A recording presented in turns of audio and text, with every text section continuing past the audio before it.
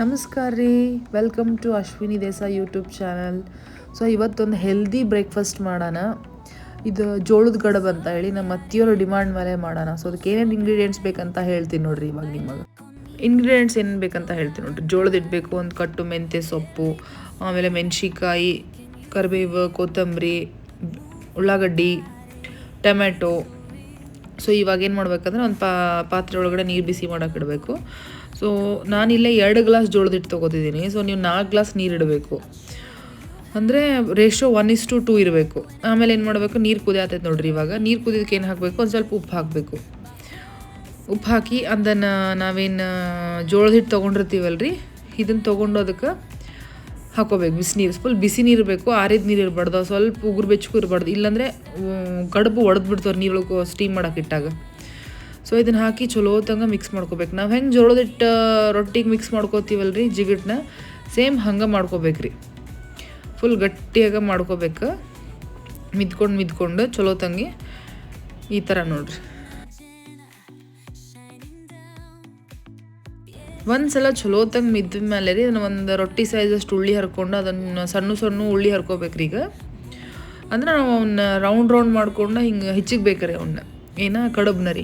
ಆಮೇಲೆ ಕಡುಬೊಳಗೂ ಗೋಧಿ ಗಡುಬು ಅಂತದವ್ರಿ. ಬಟ್ ನಮ್ಮ ಕಡೆ ನಾವು ಜಾಸ್ತಿ ಉತ್ತರ ಕರ್ನಾಟಕ ಮಾಡೋದು ಜೋಳದ ಗಡುಬು ನೋಡಿರಿ. ಈ ಥರ ಒಂದು ಕಾಯಿನ್ ಸೈಜ್ ಉಳ್ಳಿ ತೊಗೊಂಡು ಒಂದು ದುಂಡು ಮಾಡ್ಕೊಂಡು ಹಿಂಗೆ ಪ್ರೆಸ್ ಮಾಡ್ಕೋಬೇಕ್ರಿ. ಆಮೇಲೆ ಈಗೇನು ಮಾಡೋದು, ನಾನು ಸ್ಟೀಮರ್ ತೊಗೊಂಡ್ರಿ. ಸ್ಟೀಮರ್ ಒಳಗೆ ನೀರು ಹಾಕಿ ಕುದಿಯೋಕೆ ಇಡೋಣ. ಆಮೇಲೆ ಮೇಲ್ಗಡೆ ಪೋರ್ಷನಿಗೆ ಸ್ವಲ್ಪ ತುಪ್ಪ ಅಥವಾ ಎಣ್ಣೆ ಹಚ್ಚಿ ಸವರ್ಸೋಣ. ಅಂದ್ರೆ ಇವನ್ನ ಕಡುಬನ್ನ ಕುದಿಯೋಕೆ ಇಟ್ರಿ ಅವು ಹತ್ಕೋಬಾರ್ದು ಅಂತ ಹೇಳಿ ಕೇಳಕ್ಕೆ ನೋಡಿರಿ. ಕುದ್ದೈತಂದು ಹೆಂಗೆ ಚೆಕ್ ಮಾಡ್ಕೊರೋ, ನೀರೊಳಗೆ ಚೂರು ಕೈ ಎದ್ಕೊಂಡು ಅವ್ನು ಹಿಚ್ಚಿಗೆ ನೋಡಿದ್ರೆ ಜರಿಬಾರ್ದ್ರಿ. ನಾರ್ಮಲಿ ಅವೇನಾರ ಹಸಿವಿತ್ತಂದ್ರೆ ಹಿಚ್ಚಿಗೆ ಕೈಯಿಂದ ಜರಿತಾವ್ರಿ. ಆಮೇಲೆ ಇದಕ್ಕೆ ಒಗ್ಗರಣೆ ಕೊಡ್ಬೇಕ್ರಿ.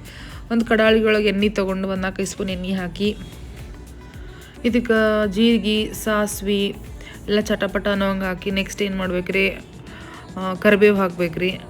ಮೆಣ್ಸಿಕಾಯಿ ನಾವು ಹೆಚ್ಚಿಟ್ಕೊಂಡಿದ್ದೀವಲ್ಲ ಮೆಣ್ಸಿಕಾಯಿ, ನಿಮಗೆ ಇದಕ್ಕೆ ಆ್ಯಕ್ಚುಲಿ ಸ್ವಲ್ಪ ಖಾರ ಮುಂದಿರ್ಬೇಕು, ಅದ್ರ ಟೇಸ್ಟ್ ಬರೋದಿಲ್ಲ ರೀ ನಿಮಗೆ. ಅದನ್ನು ಚಲೋ ತಂಗ ಫ್ರೈ ಮಾಡ್ಕೋಬೇಕು ನಾವು.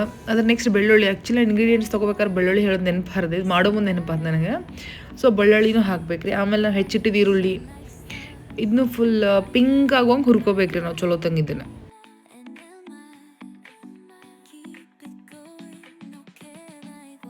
ಸೊ ಅವಾಗಲೂ ನಾವೇನು ಸೊಪ್ಪನ್ನ ಕಟ್ ಮಾಡಿಟ್ಟಿದ್ವಲ್ರಿ, ಅದನ್ನ ಇದಕ್ಕೆ ಒಗ್ಗರ್ನಿಗೆ ಹಾಕಿ ಚಲೋ ತಂಗ ತಾಳಿಸ್ಬೇಕ್ರಿ ನಾವು ಅದನ್ನು. ಅಂದ್ರೆ ಅದ್ರಾಗ ಏನಂತಾರಲ್ರಿ, ಇದ್ರೊಳಗದು ಹಸಿ ಸ್ಮೆಲ್ ಎಲ್ಲ ಹೋಗ್ಬೇಕ್ರಿ.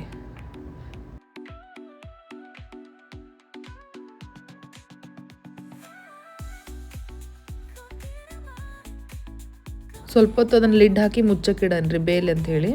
ಬೆಂದ್ಮೇಲೆ ನೋಡ್ರಿ ಈ ಥರ ಆಗ್ತದೆ ಸೊಪ್ಪೆಲ್ಲ ಕರಿಗಿ.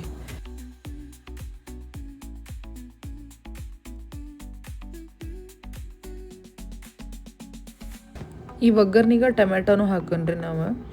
ಎಷ್ಟು ಹುಳಿ ಇರ್ತೈತಲ್ಲ ಅಷ್ಟು ಚಲೋ ಬರ್ತೈತೆ ರೀ ಇದನ್ನು. ಟೊಮೆಟೊ ಹುಳಿನ ನಾವು ಯೂಶ್ವಲಿ ಹಾಕೋದು ಜಾಸ್ತಿ. ಒಂದು ಜನ ಹುಣ್ಸೆ ಹುಳಿನ ಹಾಕ್ತಾರೆ ರೀ. ಆಮೇಲೆ ಇದಕ್ಕೆ ಉಪ್ಪು ಆ್ಯಡ್ ಮಾಡಿ ಚಲೋ ತಂಗ ತಾಳ್ಸನ್ರಿ ಇದನ್ನು ಹೊಳ್ಳೆ ಮುಚ್ಚಳ ಹಾಕಿ ಬಿಟ್ಬಿಡೋಣ ಸ್ವಲ್ಪ ಕುದಿಯೋಕೆ ರೀ. ಟೊಮೆಟೊ ಸ್ವಲ್ಪ ಮೆತ್ತಗಾಗ್ಬೇಕಂತೇಳಿ ನೋಡ್ರಿ. ಹಿಂಗೆ ಆತು ಹಿಂಗೆ ಟೊಮೆಟೊ. ಇದಕ್ಕೇನು ಮಾಡ್ತೀನಿ ರೀ, ಈಗ ಒಂದು ಚಿಟಿಕೆ ಅರಶಿನದ ಪುಡಿ,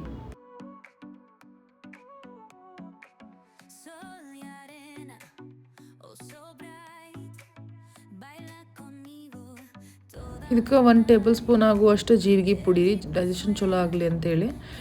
ಮತ್ತು ಸಣ್ಣ 2 ಟೇಬಲ್ ಸ್ಪೂನ್ ಆಗುವಷ್ಟು ಧನಿಯಾ ಪುಡಿ ಇದು ಆಪ್ಷನಲ್, ನೀವು ಹಾಕ್ಬೋದು ಇಲ್ಲಾಂದ್ರೆ ಇಲ್ಲ ಅನ್ಬೋದು. ಬಟ್ ಯೂಶ್ವಲಿ ಟೇಸ್ಟ್ ಚಲೋ ಆಗುತ್ತೆ ಅಂತೇಳಿ ನಾವು ಹಾಕ್ತೀವಿ ಇದನ್ನು 2 ಸಣ್ಣ ಟೇಬಲ್ ಸ್ಪೂನ್. ಯಾಕಂದ್ರೆ ಹುಳಿ ಹಾಕಿರ್ತೀವಿ ಅಂತ ಹೇಳಿ ಒಂದು ಸ್ವಲ್ಪ ಅದನ್ನು ಟೇಸ್ಟ್ ಬ್ಯಾಲೆನ್ಸ್ ಮಾಡೋಕ್ಕಂತ ಒಂದು ಸ್ವಲ್ಪ ಬೆಲ್ಲ ಹಾಕೊಂಡ್ರಿ. ಸೊ ಅದನ್ನು ನಿಮ್ಗೆ ಎಷ್ಟು ಬೇಕು ಅಷ್ಟು ಹಾಕೋರಿ. ಬೇಕಾದ್ರೆ ಬೆಲ್ಲ ಹಾಕೋರಿ, ಸಕ್ಕರೆ ಹಾಕೋರಿ, ಅದು ಆಪ್ಷನ್ ನಿಮಗೆ ಬಿಟ್ಟಿದ್ದೆ. ನಾವೇನು ಸ್ಟೀಮ್ ಮಾಡಿರ್ತೀವಲ್ರಿ ಇದನ್ನು ಕಡುಬನ್ನ, ಅದನ್ನು ತೊಗೊಂಡು ಈ ಒಗ್ಗರ್ನಿಗೆ ಹಾಕಿ ಚಲೋ ತಂಗ ಮಿಕ್ಸ್ ಮಾಡ್ಬೇಕ್ರಿ ಇದನ್ನು.